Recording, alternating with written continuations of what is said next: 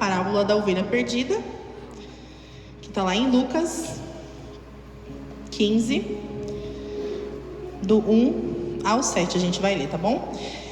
Trouxe aqui uma Bíblia cenográfica, como vocês podem ver, porque eu não enxergo na Bíblia, trouxe tudo na folha.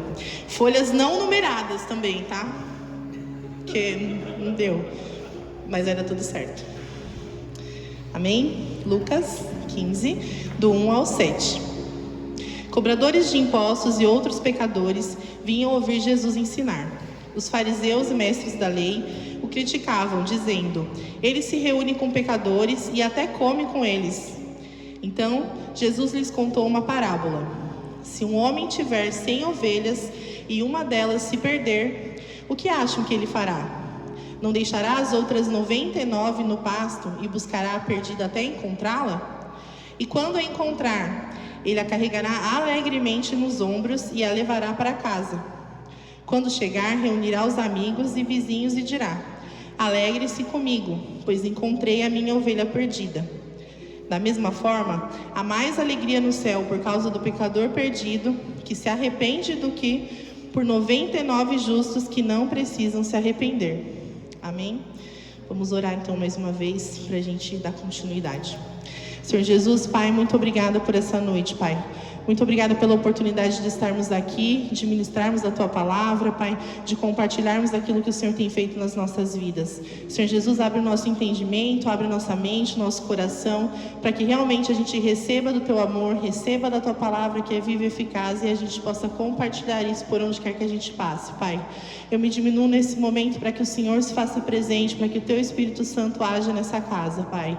A Tua palavra que precisa ser glorificada aqui, a Tua presença que precisa ser glorificada e que transmite aquilo que é necessário para que a gente seja transformado. Então eu entrego tudo nas Tuas mãos, em nome de Jesus. Amém. Então vamos lá, igreja. Já que é para ir, né? Já que é para ir, eu vim. Gente, eu tô risada agora, mas assim, bem difícil, tá? Bem difícil. Mas vamos lá. Falando sério agora, né? 2025 a gente teve um direcionamento, uma palavra que era o ano dos encontros, em que a gente viveu os encontros diários com Jesus. Um ano que a gente estava reconstruindo os muros. E 2026, o ano dos discípulos. E agora, os discípulos que estão em marcha. Amém? Mas, particularmente, vocês que caminham perto de mim, né? Hoje não tenho visitantes, vocês sabem que 2025 para mim foi um ano extremamente difícil. Um ano extremamente desgastante, que eu não estava conseguindo conciliar todas as minhas coisas. Então era trabalho, era faculdade, era estágio, era saúde, que não é 100%, né, que vocês sabem. Então era muita coisa. Então foi um ano muito desgastante. Eu lembro na virada do ano, quando eu vim para o culto, gente, quando começou aquela contagem regressiva, eu chorei demais. Eu chorei, eu falei, meu Deus, eu não acredito que a gente chegou até aqui. Não acredito que o Senhor me sustentou e eu venci 2025. Meu Deus. Aí começou 2026, né, gente? Um ano para marchar, o ano dos discípulos. Eu lembro da primeira reunião que teve de líderes e obreiros aqui na igreja, que colocaram os diáconos para orar. E aí, eu lembro que na minha oração eu falei que a gente era a igreja que avança, que marcha em alegria. Eu que estava tudo derrubada, né? Caída, fragilizada, um ano terrível. Mas eu acreditava, 2026 é o ano que a gente vai viver coisas maiores. Então, eu estava naquela expectativa, né? Naquela esperança, 2026, meu Deus, vai ser o ano. 2025 foi difícil. Claro que nesse tempo, mesmo com muita dificuldade, eu contei com a graça de Deus, com a misericórdia de Deus e com o amor das pessoas, dos meus irmãos, das orações, do consolo das pessoas aqui da igreja, né? E foi isso que me ajudou a chegar até aqui. E que me ajudou a ter esperança de que esse ano seria um ano muito melhor. E aí, todo mundo sabe também, se nem todo mundo sabe, a maioria sabe, logo no final de janeiro, meu tio morreu. Caramba, o pastor pregou, ele falou assim, é o ano de peticionar aos céus, vamos orar, Deus vai vir e vai responder. Gente, eu nunca orei tanto na minha vida. Eu nunca orei tanto. Eu acreditei na cura. E eu acredito na cura também. Até hoje a gente vai acreditar nisso. Mas naquele momento a vontade do Senhor para a vida do meu tio era outra. E a vontade de Deus é soberana. Mas isso não quer dizer que foi fácil, né? Essa semana que vem, né? Fazem 6 meses que isso aconteceu e foi um tempo muito difícil. Um tempo de muito choro, de muita tristeza. Um tempo assim que eu falava, meu Deus, não é possível. A Maria nunca mais vai ser a Maria que ela era. A Maria alegre, a Maria feliz, a Maria que abraça, a Maria que acolhe. Eu olhava para mim e falava, não tem mais jeito. Meu tio, para quem não sabe, ele era a minha figura paterna. Então, como eu não conheço o meu pai biológico, eu fui criada com a minha avó, e eu tinha o meu tio como a figura de pai, né? Então, a pessoa era o homem mais inteligente que eu já conheci. Né? Ele adorava ir na célula fazer pergunta pro Leandro, já sabendo a resposta. Então era o homem mais inteligente, o homem que mais me amava, a pessoa que mais acreditava nos planos de Deus para minha vida, nos sonhos que Deus tinha. E aí 2025, apesar de ser o ano dos grandes encontros, e eu me esforçava muito para ter os grandes encontros, porque a minha rotina estava muito difícil, dentro de mim eu sentia que eu estava distante de Deus, o meu pai. E aí 2026 o meu pai da terra também morreu. Já não tinha pai também, biológico. Então, meu Deus, agora já era, né? Agora tá tudo ruim, não vai ter mais jeito. Mas o Senhor sempre nos encontra, gente. O Senhor sempre nos encontra e, como eu disse, nós somos a igreja que erra, que peca, aqueles que sabem o que é certo fazer e mesmo assim escolhem fazer errado.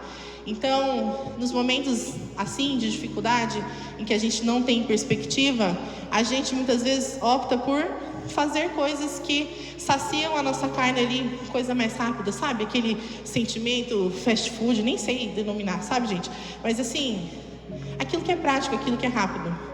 A gente quer ser transformado rapidamente, a gente quer viver os processos de Deus rapidamente, só que assim, a gente vive anos de coisas ruins. E a gente quer que seja rápido, quando na verdade é um pouquinho de cada vez, de acordo com o nosso posicionamento. Então, a igreja erra, a igreja peca, mas a igreja, para que ela possa avançar, ela precisa se arrepender. Então, como eu disse, eu achei que nunca mais eu seria a mesma Maria. Foi um ano muito difícil. As pessoas perceberam, né, que acabei me distanciando de algumas coisas, me afastei das pessoas. Tentava assim, logicamente, estava aqui todo domingo, me esforçava, mas foi difícil. Mas como eu disse, a gente tinha a palavra para esse ano, que é discípulos que farão obras ainda maiores. E se a gente sabe dessa verdade, se a gente sabe dessa palavra, como que a gente vai escolher viver alguma coisa que está distante daquilo que Deus espera de nós? Se a gente tem conhecimento dessa palavra, tem conhecimento da verdade, como que a gente vai optar por aquilo que não agrada o coração do Senhor, sendo que a gente tem consciência daquilo que a gente deve fazer? Então, durante um tempo da minha caminhada, eu sempre falei isso nas células, né? Eu sempre me perguntava, né? Como que as pessoas que conhecem a palavra, elas conseguem escolher outras coisas que não aquilo que agrada o coração do Senhor. Só que neste momento de dificuldade, de tristeza, de angústia, eu vi de perto como é fácil a gente escolher coisas que não agradam o coração do Senhor. Só que, como eu disse, o que mais me prende nisso tudo, o que mais enche meu coração de alegria mesmo, de esperança, é a grandiosidade de Deus, que sendo um Deus tão grande, Ele mantém a sua aliança conosco, a sua promessa, e apesar das circunstâncias, apesar dos nossos erros, se a gente se volta com o coração arrependido diante dEle, Ele nos escuta, e Ele vem com o seu amor e com a sua misericórdia sobre as nossas vidas. E aí, para a gente falar sobre esse posicionamento errado como o nosso, porque eu vou ler aqui um versículo depois, né, que se a gente diz que a gente não peca, a gente está chamando Deus de mentiroso. Eu trouxe um personagem que está lá em 2 Crônicas 33,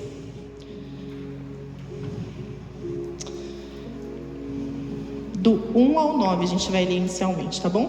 Mas antes da gente ler, o personagem, ele se chama Manassés.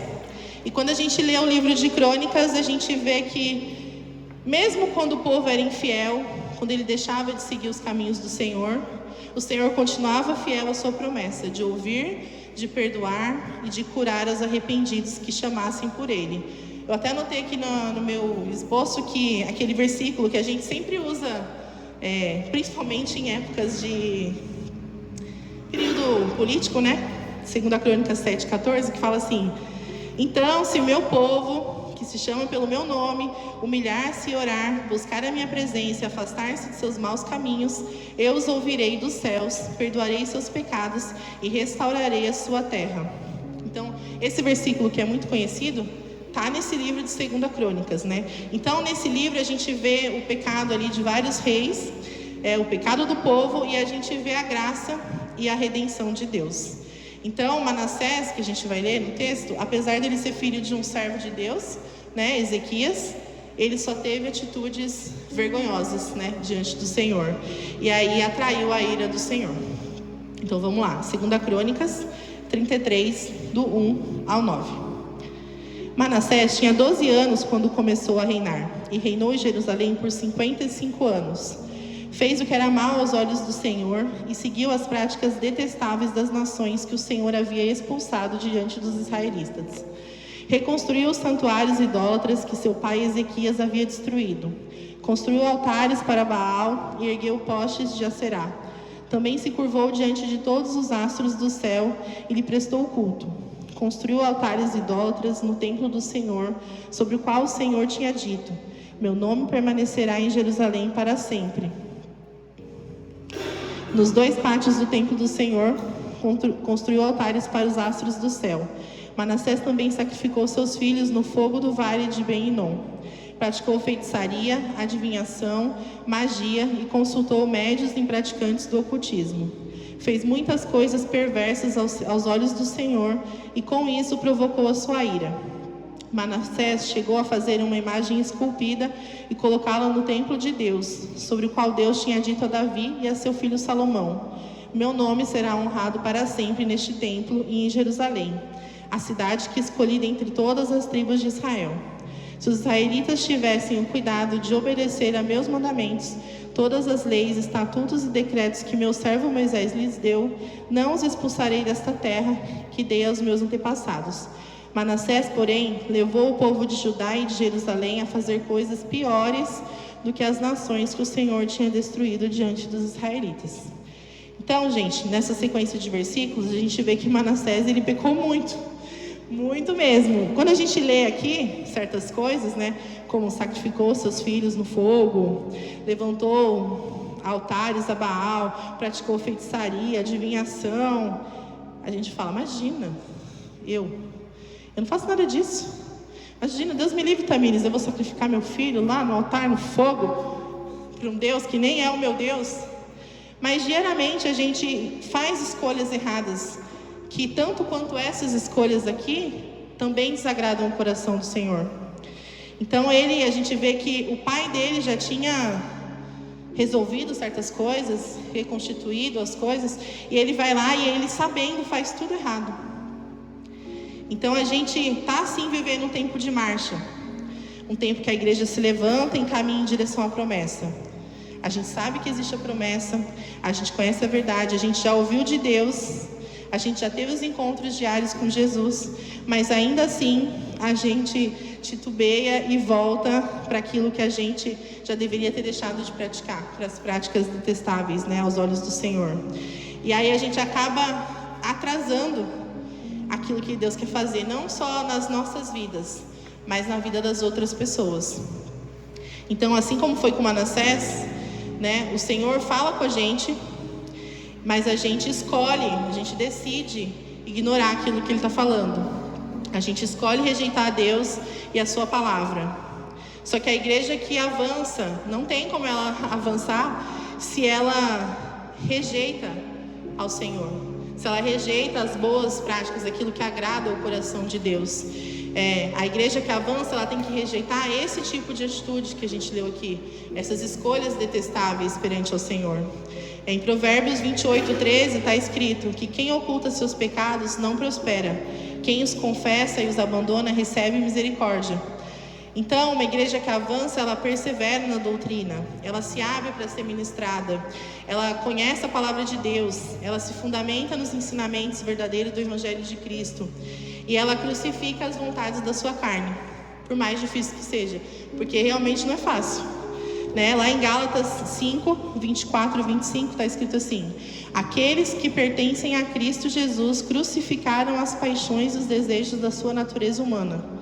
Uma vez que vivemos pelo Espírito, sigamos a direção do Espírito em todas as áreas de nossa vida. Então a gente precisa dar espaço para que a misericórdia de Deus nos encontre, para que a gente seja limpo.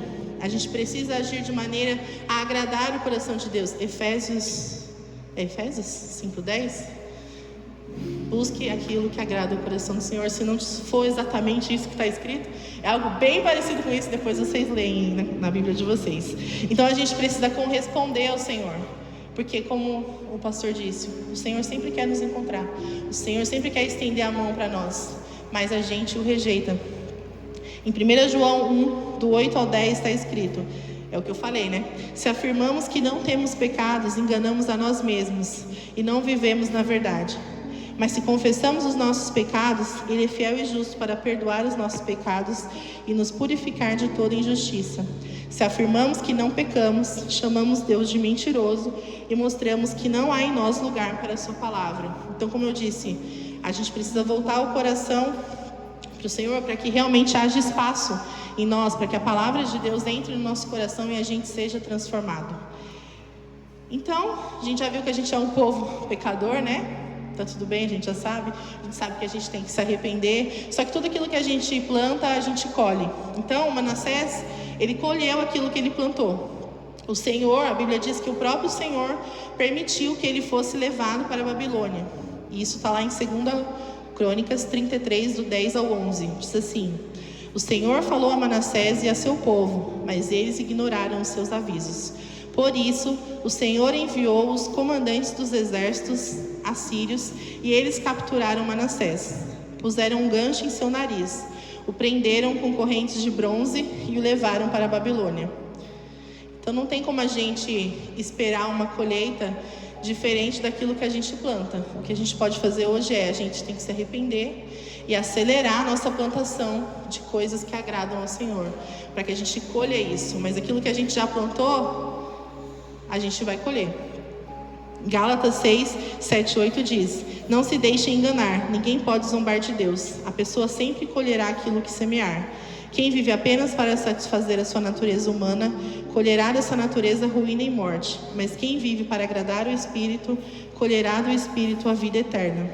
Então, enquanto Manassés ele não tinha se arrependido daquilo que ele estava vivendo, daquilo que ele tinha feito, o próprio Senhor entregou eles nas mãos dos reis da Síria.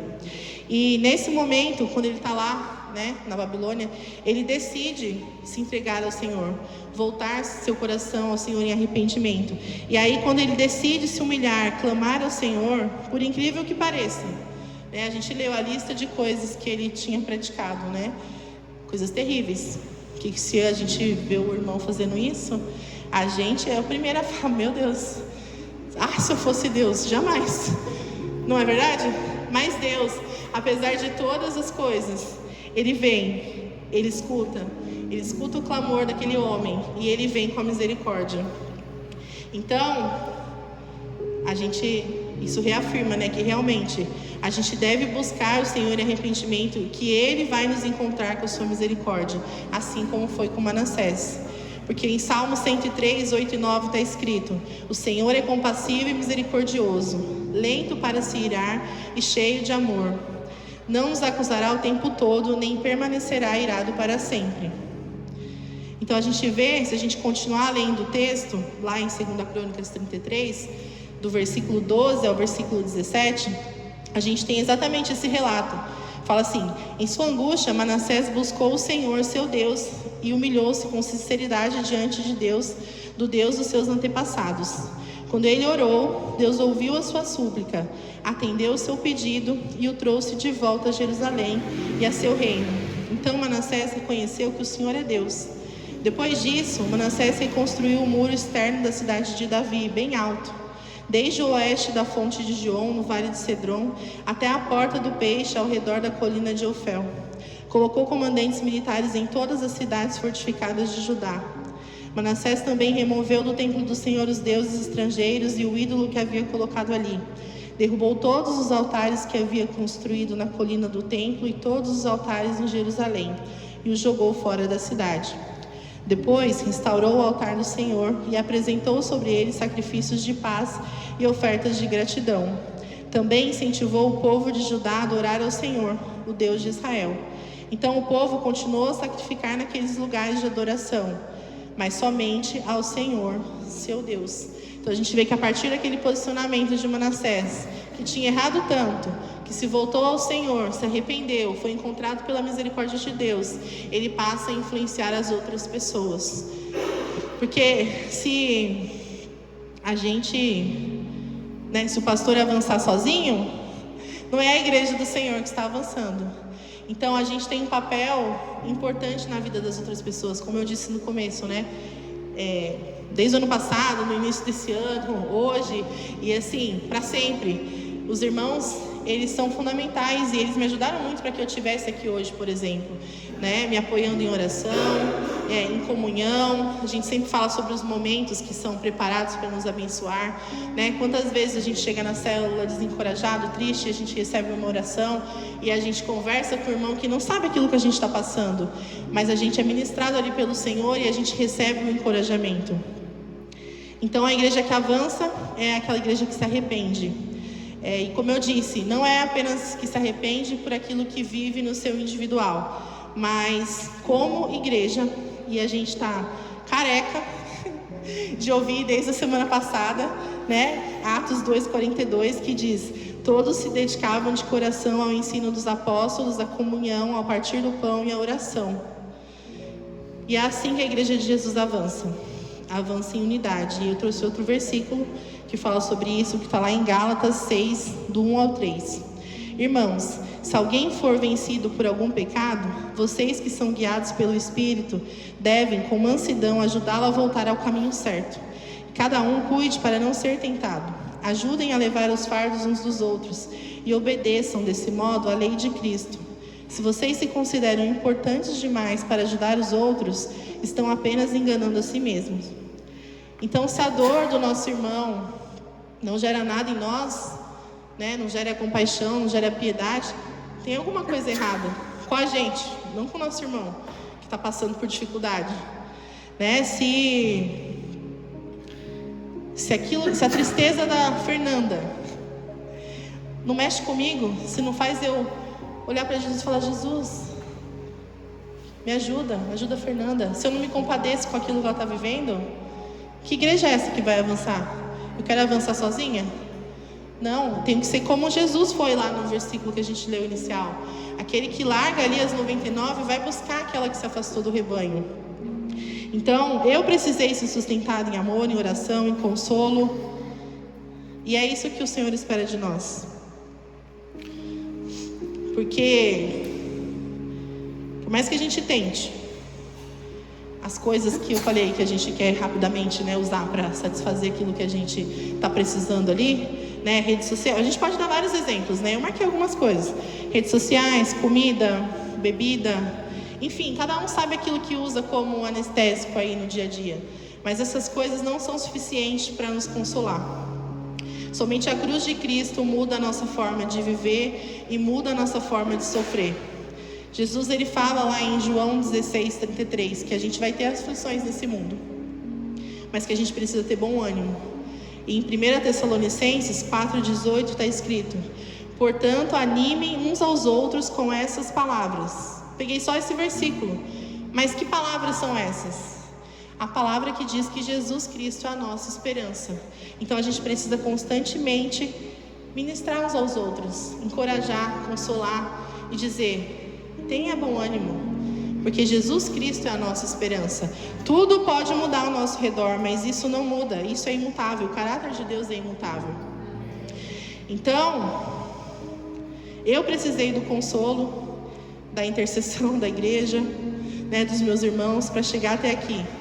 Essa é a igreja que avança.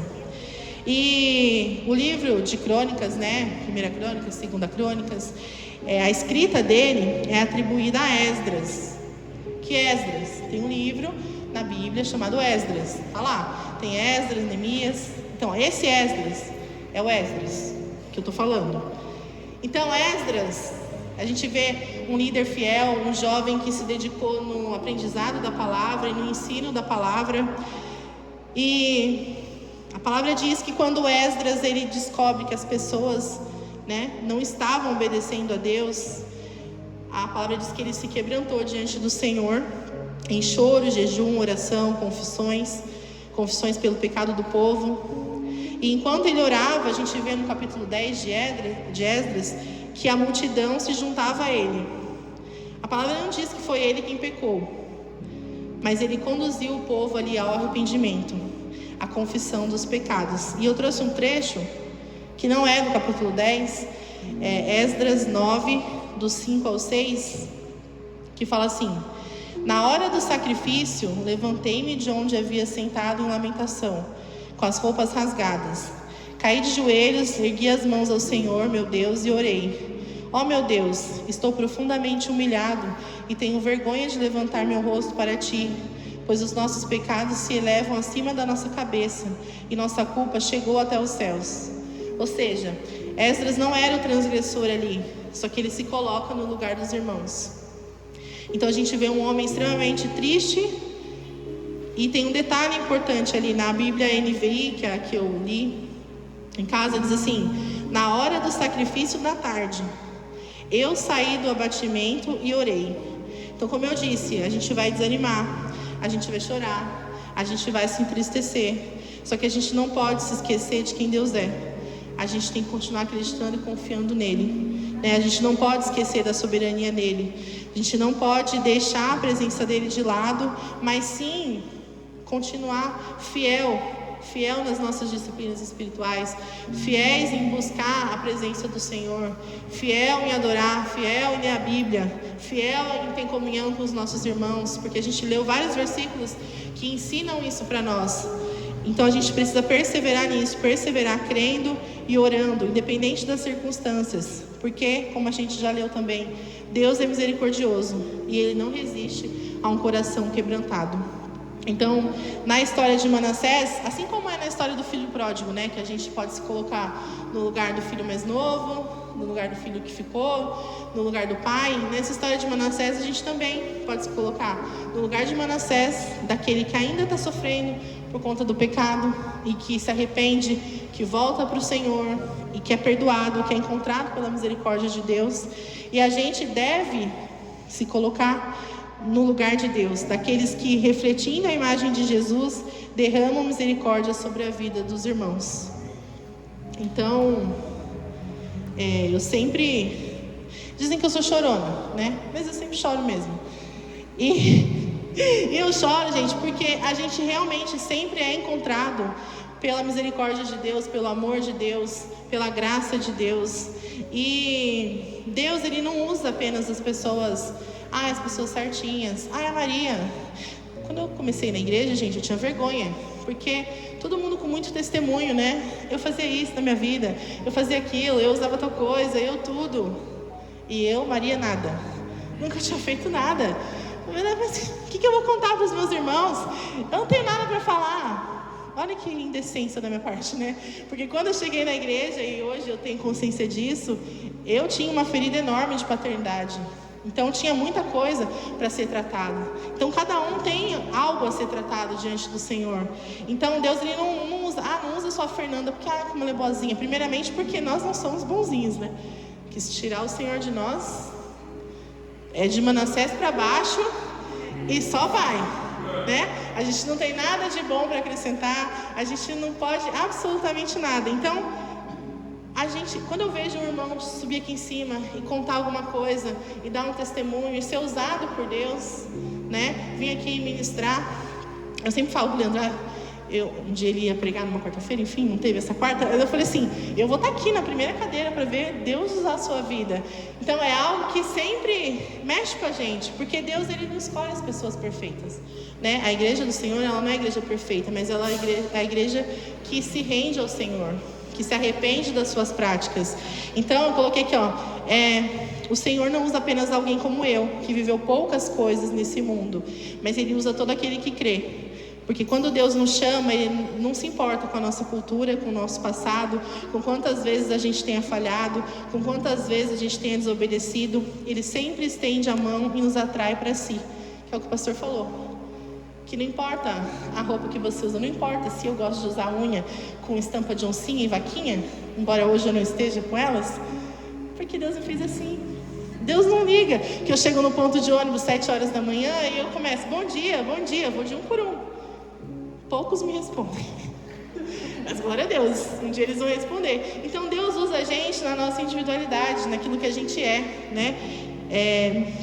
Mas a gente não consegue, né? A gente fala, não, Senhor, eu não consigo, Senhor, não vai dar. Eu já sei que eu errei, eu já me arrependi, eu sei que o Senhor conta comigo, eu sei que a gente tem que avançar, mas não vai dar. Igual eu hoje, eu falei, Senhor, não vai dar. Tem que ir lá compartilhar a tua palavra com as pessoas da igreja. Não vai dar. Só que a coragem, né? A coragem que a gente tem diante dos desafios que Deus propõe a nós, ela é resposta à confiança que a gente tem em Deus. Se a gente confia nele, a gente tem a certeza que Ele próprio intervirá em nosso favor, né? Que não somos nós, mas que é a presença dele através de nós que toca a vida das outras pessoas, que transforma. Então, lá em João 14, 12 ao 14, está escrito: eu lhes digo a verdade, quem crê em mim fará as mesmas obras que tenho realizado, e até maiores, pois eu vou para o Pai. Vocês podem pedir qualquer coisa em meu nome, e eu farei, para que o Filho glorifique o Pai. Sim, peçam qualquer coisa em meu nome, e eu farei. Então Jesus sobe e Ele derrama sobre nós. A gente vê lá em Atos, a gente leu na semana passada, Atos que fala da vinda do Espírito Santo. Então, quando o poder do Espírito Santo ele está sobre nós, nós somos capacitados para declarar as maravilhas de Deus e impactar todos ao nosso redor, né? Como a Bíblia fala, né? Dos judeus aos gentios, exatamente todas as pessoas, em todos os lugares por onde a gente passa. Então, todos verão a mão poderosa do Senhor através da nossa voz e haverá salvação.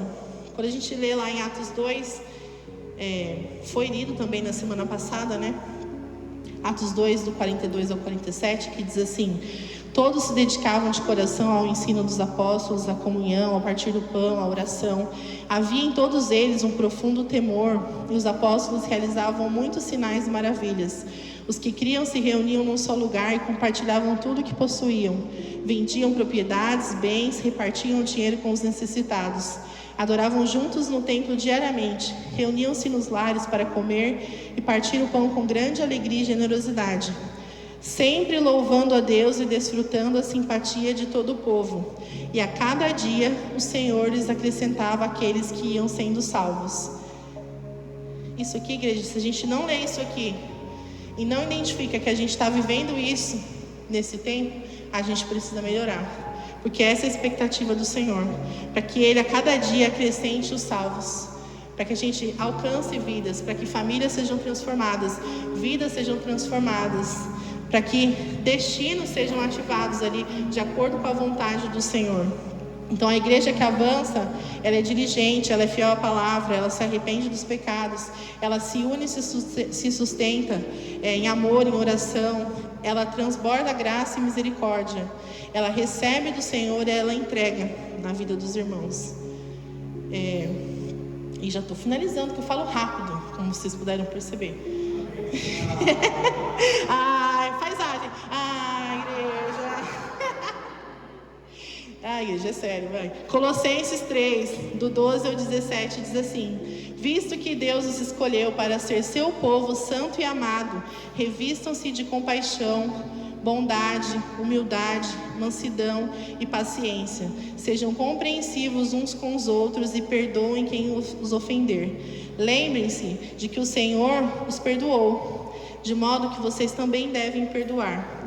Acima de tudo, revistam-se do amor que une todos nós em perfeita harmonia. Permitam que a paz de Cristo governe o seu coração, pois como membros do mesmo corpo, vocês são chamados a viver em paz. E sejam sempre agradecidos. Que a mensagem a respeito de Cristo, em toda a sua riqueza, preencha a vida de vocês. Ensinem e aconselhem uns aos outros com toda a sabedoria. Cantem a Deus salmos, hinos e cânticos espirituais com o coração agradecido. E tudo o que fizerem ou disserem, façam em nome do Senhor Jesus, dando graças a Deus, o Pai, por meio dele. Então, para a igreja avançar, a gente não pode dizer que está tudo bem quando os nossos irmãos não estão no rebanho do Senhor. Mas eles estão errando, eles estão praticando aquilo que não agrada o coração de Deus. Mas Jesus, na parábola, ele nos ensina que o nosso coração tem que buscar essas vidas, tem que receber a misericórdia de Deus e tem que transbordar isso na vida das outras pessoas. Isso é o que Deus espera de nós, essa é a expectativa do Senhor sobre nós. A igreja que avança, como eu disse, se o pastor avançar sozinho, a igreja não está avançando. Então Deus conta com cada um de nós, para que a gente saia daqui e busque as pessoas que estão longe do rebanho dele.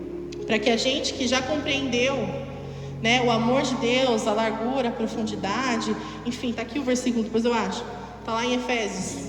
A gente que já teve essa compreensão, que a gente receba realmente isso do Senhor e que a gente transborde isso na vida das outras pessoas, Porque o texto diz lá em Efésios, deixa eu achar aqui. Então, eu vou ler aqui. Para não dizer que eu estou inventando, hein? Também peço, como convém a todo o povo santo, que vocês possam compreender a largura, o comprimento, a altura e a profundidade do amor de Cristo. Que vocês experimentem esse amor, ainda que seja grande demais para ser inteiramente compreendido. Então vocês serão preenchidos com toda a plenitude de vida e poder que vem de Deus. Ou seja, a gente vai compreender esse amor, mesmo ele sendo grande demais, para que a gente compreenda. E por isso que todas as vezes, se a gente não se emociona, não chora, se nosso coração não aperta diante da grandeza do amor de Deus sobre as nossas vidas, que nos alcança todos os dias, infinitamente, mesmo que a gente não perceba, na nossa pequenez ali diária, no ônibus que eu corri atrás hoje, para ir para o meu trabalho, 6h50 da manhã, mas o motorista, usado por Deus, parou aquele veículo para eu subir. Se isso não é amor de Deus pela minha vida, a gente tem que aprender a reconhecer, igreja, os detalhes de Deus no nosso caminhar, no nosso dia a dia, e sendo transformado e sendo aperfeiçoado no amor dele, para que a gente possa avançar como igreja, e assim como nós somos remidos e perdoados, a gente possa levar isso para a vida das outras pessoas. Então, a oração que eu faço hoje, e o que eu pergunto para nós, é o que a gente ainda precisa deixar para trás, o que ainda nos aprisiona e nos impede que a gente avance. Será que falta amor à palavra? Falta oração? Falta piedade, compaixão? Falta amor? Falta arrependimento? O que falta? Será que falta coragem para testemunhar as maravilhas que a gente tem vivido no Senhor? Mas como eu disse, a coragem para testemunhar aquilo que a gente tem vivido do Senhor, ela parte, ela deriva da confiança que a gente tem no Senhor. Então, não é, como eu disse já também, não é a Maria simplesmente, mas é o Senhor através da vida da Maria que toca na vida das outras pessoas. E é isso que o Senhor tem para a minha vida, que o Senhor tem para a vida de vocês, que o Senhor tem para a vida daquelas pessoas que não estão aqui hoje, que todos sejam alcançados por esse amor, sejam perdoados, confessem Ele como Senhor e Salvador da vida deles, também assim como nós, e sejam conduzidos a tocar e transformar vidas, e como está escrito lá em Atos 2, que diariamente vidas sejam salvas e acrescentadas no rebanho do Senhor. E é nosso papel, como Jesus lá no versículo inicial que eu li, que volta para buscar a ovelhinha, que a gente seja, o Vinícius fez uma palavra que nós não éramos gafanhotos. Hoje nós somos aqueles que buscam as ovelhinhas do Senhor, amém? Para que a igreja avance, para que o reino de Deus avance. A palavra diz que todos precisam ouvir sobre Jesus, para que Ele volte. Então esse é o nosso papel, amém, igreja? Nós avançamos juntos em unidade, conforme aquilo que o Senhor, o próprio Senhor espera de nós, amém? Vamos orar. Senhor Jesus, Pai,